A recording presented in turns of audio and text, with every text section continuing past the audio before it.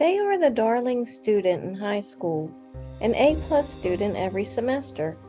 It's now 6 months before graduation, and they've decided they're not going to college. All that hardship you've been enduring to save money for this event, all those prep courses you've paid for to ensure their success. And how do they thank you? They're going to stay home, find a local job, and lead an average life, according to them. Besides, you have plenty, they tell you, and they know you'll help out when help is needed. Burnout, anxiety, competitiveness, failure. All these things come to your mind as you think about your child's reasoning. Who wouldn't want to stay at home in a safe place that's quite comforting and anxiety-free since they have you as their caregiver and protector?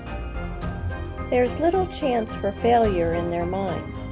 However, you know there's less opportunity for advancement in life because we all must face those daily uncomfortable challenges that strengthen us.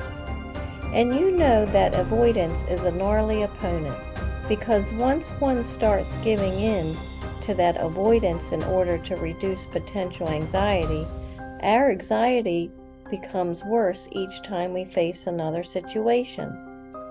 So we become weaker mentally by constantly seeking avoidance. Avoidance is a beast that must be tamed by facing more difficult situations each day in order to build our mental armor. Then there's skill development. Not that your child won't learn some skills at a local job, but without the proper education, whether it be technical training or book training, the likelihood of your child and your lineage living a decent life after your passing is greatly diminished. And in thinking about anxiety, you know stress is anxiety's next of kin, their twin cousin, so to speak. Who wouldn't be stressed having the thought they must continue to make A's when in college as they did in high school? The pedestal your child has been placed on has no room for failure. Once perfection is attained, it must be retained. It's competition and winning that is the pinnacle of our society, right? However, from your training with the Stoicists, you know there is a need for your child to learn skills in order to support themselves and their upcoming family that you are simply not able to provide. For it's not like your own a family business such as a farm or local shop that you can pass on to your child. Instead, you're classified as hired labor for a company, and that means you had to obtain the skills aforehand before the company would hire you. And even if you did own a family business, you'd want your child to seek additional education so the family business could remain competitive in the future under their ownership. So, you realize it's now time for some tough love. You tell your child they can stay at home, but things will change. They will need to pay rent, perform assigned chores, must prepare their own food and clean up after themselves. You will no longer be acting as their parent, but as their employer.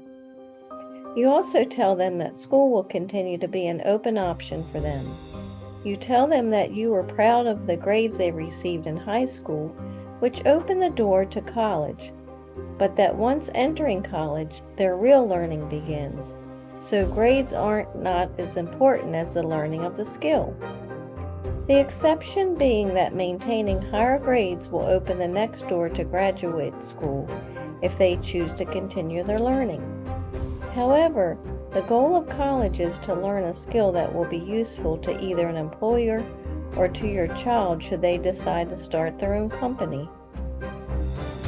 And regarding anxiety and stress, well, these twin cousins are simply a part of life that must be faced daily in order to build our minds, strengthen our minds, so as we become a fortress, we have the ability to overcome these cousins.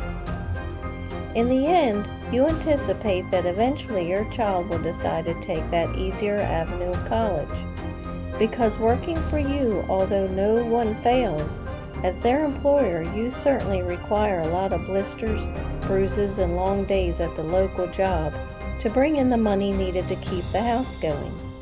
In other words, your child will be schooling with you at your school of tough knocks. And that picture you've hung on the wall showing a college student beginning their day with a cup of coffee at the local coffee shop with a book in hand appears to be more appealing each passing day in your child's thoughts. Now, using my Stoic storytelling meditation method. My grown child doesn't want to go to college. Should I try to convince them to go? Be careful to leave your sons well instructed rather than rich, for the hopes of the instructed are better than the wealth of the ignorant. Epictetus. Train up a child in a way he should go, and when he is old, he will not depart from it. Book of Proverbs. I will train my child until they decide to attend college. I realized I would have to be my child's educator until they decided to seek another learned skill. The character trait I improved was remaining a teacher, although a vastly different teacher, once my child reached adulthood. Thank you for sharing your mind with me. For your continued success, hear my secret. When your child decides to take the easier way, make it tougher so they'll reassess for a better lifelong payday. Now relax, control your mind, and be as you wish to seem, empowered. Remember, it's the situation keeping my connection with Him. I'm Lori Stith, the Stoicist, and I believe in you. If you like what you mentally now see, join my website to learn and think like me at stoicmatchmaker.com.